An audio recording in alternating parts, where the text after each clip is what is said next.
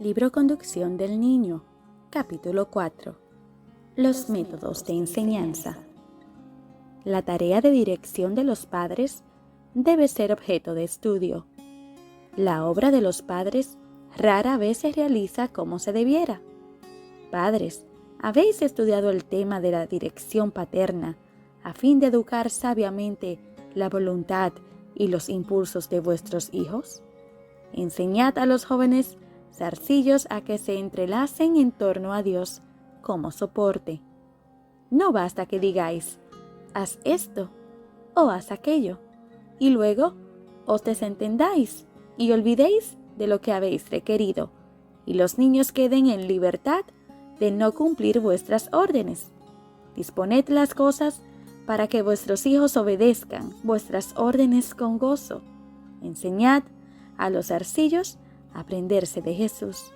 Enseñadles a pedirles al Señor ayuda para las cosas pequeñas de la vida, o a estar bien despiertos para advertir los pequeños deberes que necesitan realizarse a ser útiles en el hogar. Si no lo educáis, hay uno que lo hará, porque Satanás espera su oportunidad para sembrar semilla de cizaña en el corazón. Iniciad la tarea con espíritu reposado y corazón amante. Hermana, ¿le ha conferido Dios las responsabilidades de madre?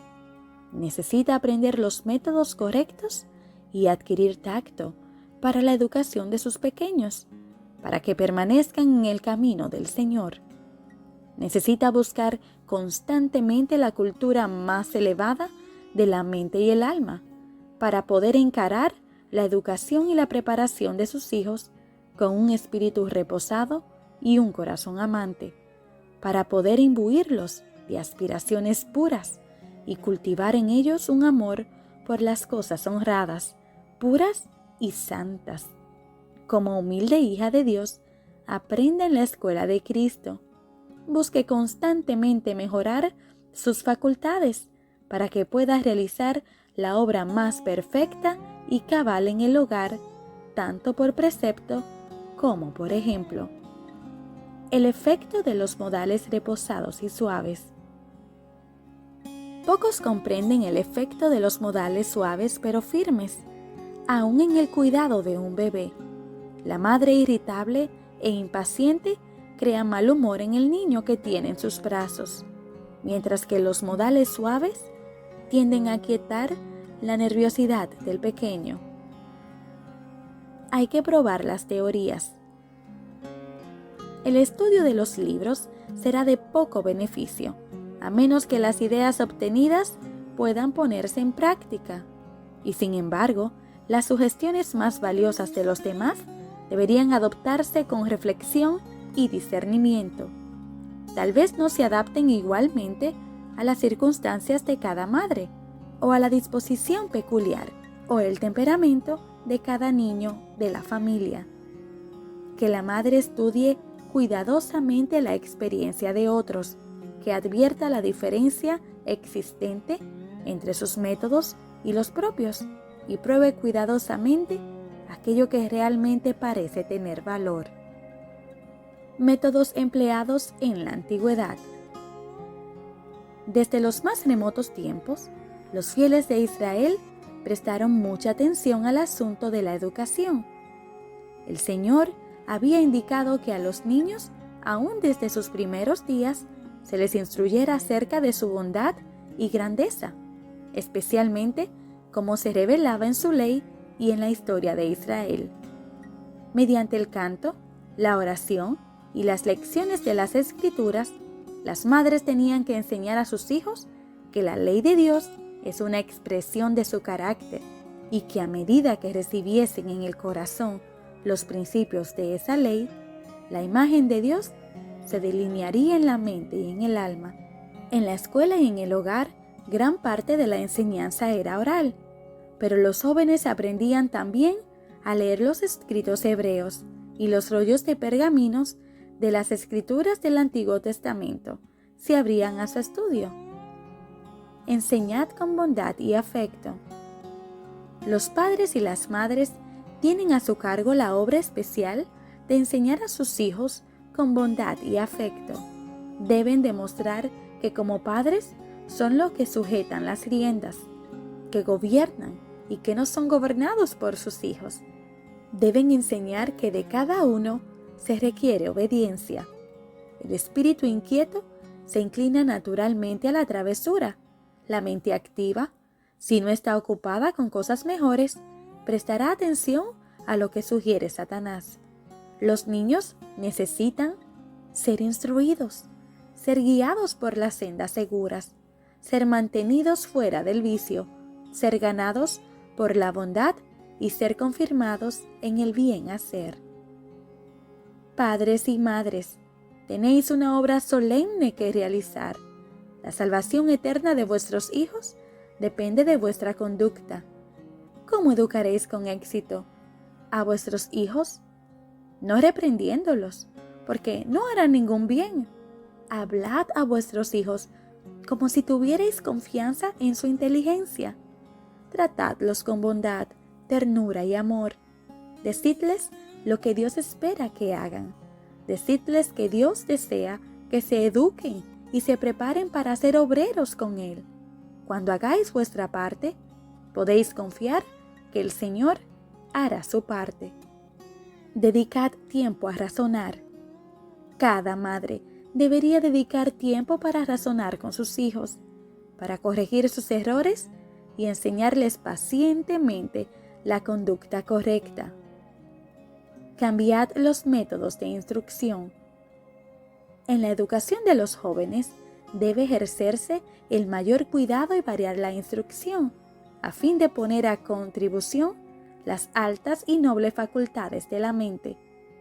Son pocos los que comprenden las necesidades esenciales de la mente y cómo se ha de dirigir el intelecto que se desarrolla, los crecientes pensamientos y sentimientos de la juventud. Enseñad las primeras lecciones al aire libre. Madres, dejad a los pequeñuelos jugar al aire libre. Dejadlos escuchar los cantos de las aves y aprender del amor de Dios, según se expresa en sus hermosas obras.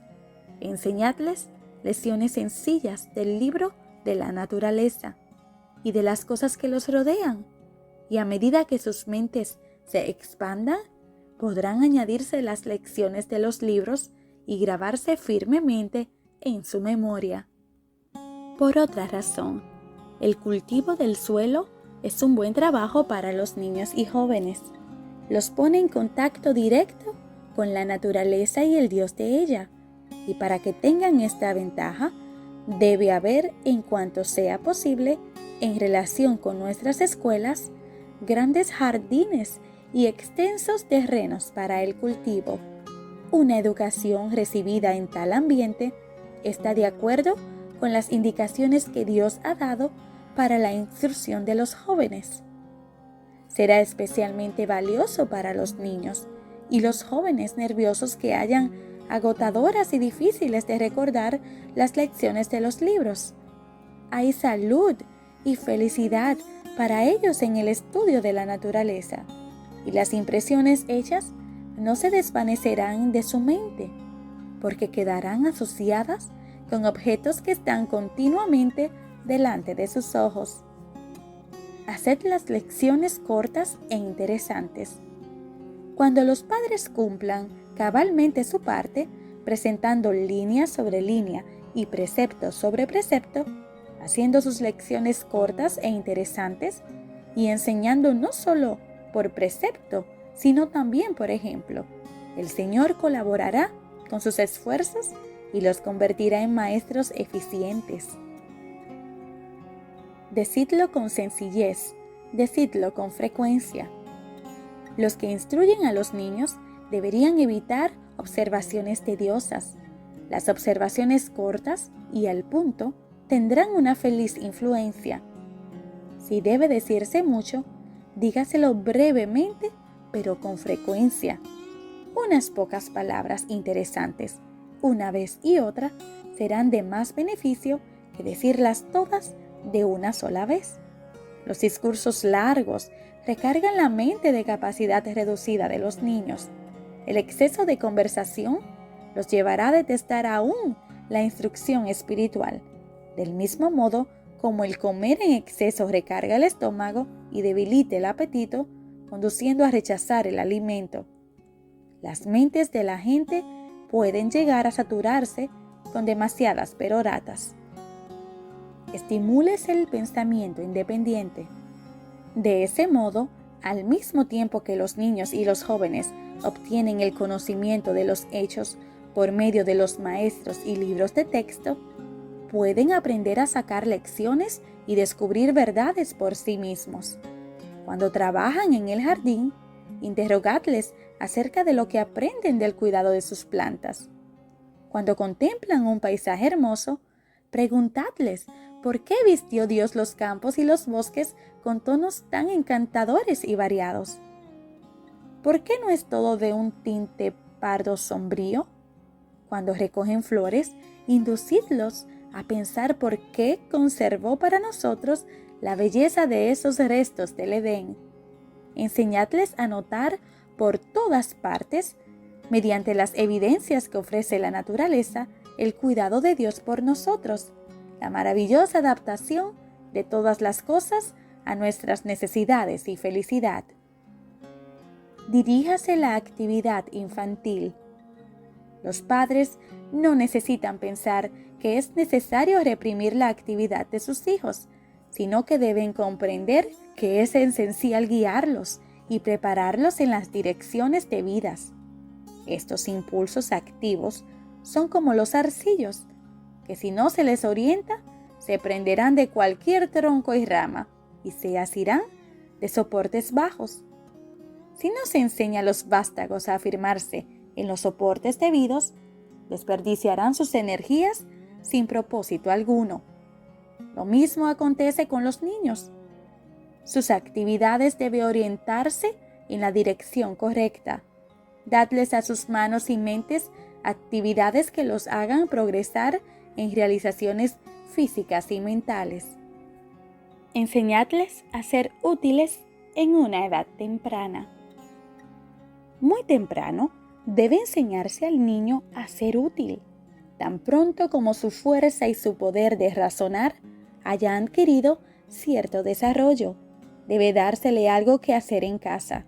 Hay que animarle a tratar de ayudar a su padre y a su madre, a tener abnegación y dominio propio, a anteponer la felicidad ajena y los intereses del prójimo a los suyos propios, a alentar y ayudar a sus hermanos y a sus compañeros de juegos y a ser bondadoso con los ancianos, los enfermos y los infortunados.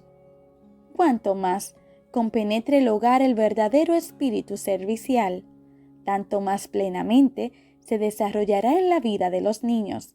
Así aprenderán a encontrar gozo en servir y sacrificarse por el bien de los demás. Padres, ayudad a vuestros hijos a hacer la voluntad de Dios, siendo fieles en la realización de los deberes que les corresponden como miembros de la familia. Estos le proporcionarán una experiencia de lo más valiosa. Les enseñará que no deben centrar sus pensamientos en sí mismos, ni hacer lo que a ellos les place o divertirse como gustan. Educadlos pacientemente para hacer su parte en el círculo familiar. Formad el carácter mediante pequeñas atenciones repetidas con frecuencia. Padres, al educar a vuestros hijos, estudiad las lecciones que Dios ha dado en la naturaleza. Si queréis cultivar un clavel, o una rosa, o un lirio, ¿cómo lo hacéis? Preguntad al jardinero por medio de qué proceso logra que prosperen gloriosamente toda rama y hoja y se desarrollen con simetría y hermosura. Él os dirá que no es mediante un trato rudo ni un esfuerzo violento, porque eso no haría sino romper los delicados tallos. Es por medio de pequeñas atenciones repetidas con frecuencia.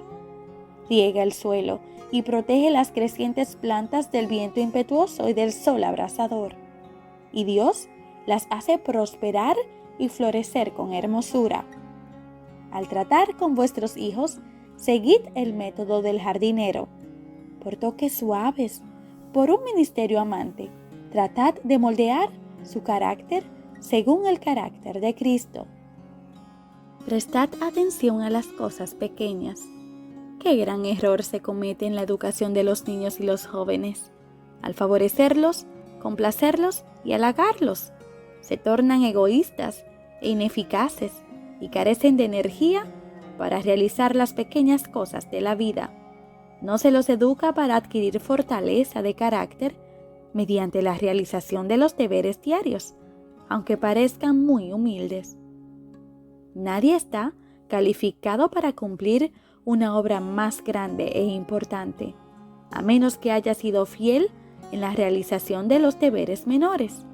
El carácter se forma por grados, y lo mismo ocurre con la preparación del alma para producir esfuerzo y energía proporcionados a la tarea que debe cumplirse. Los niños talentosos requieren mayor cuidado.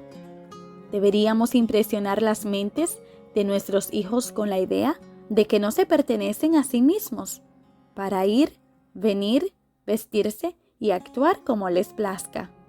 Si poseen atractivos personales y raras habilidades naturales, debería ejercerse mayor cuidado en su educación, no sea que esos dones se conviertan en una maldición y sean utilizados para descalificarlos para enfrentar las serias realidades de esta vida y queden incapacitados para una vida mejor debido a los halagos, la vanidad y el amor a la ostentación.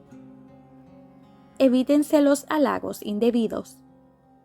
No prestéis demasiada atención a los niños. Dejadlos que se entretengan por sí mismos. No los exhibáis ante las visitas como prodigios de inteligencia o sabiduría, sino que dejadlos tanto como sea posible en la sencillez de su infancia. Una buena razón por la cual tantos niños son tan atrevidos e impertinentes es que se le presta demasiada atención y se les alaba mucho, y sus dichos agudos son repetidos en su presencia. Esforzaos por no censurarlos indebidamente, pero tampoco los recarguéis con indebida alabanza y adulación. Satanás sembrará demasiado pronto semillas malas en tiernos corazones, y vosotros no debéis ayudarle en esa tarea. Leed para vuestros hijos.